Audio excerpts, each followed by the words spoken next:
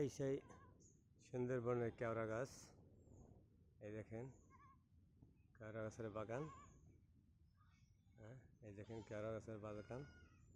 এই কেওড়া গাছের নিচে দেখেন ওই শিকড়গুলো কিরম জেগে জেগে রয়েছে। সেই সুন্দরবন দেখেন।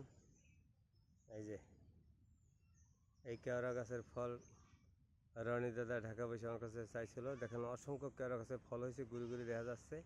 ক্যামেরা আসে কিনা বলতে পারি না। অসংখ্য গুড়ি গুড়ি ফল গাছে ভরা, কেবল গাছে ফল কেবল আসছে।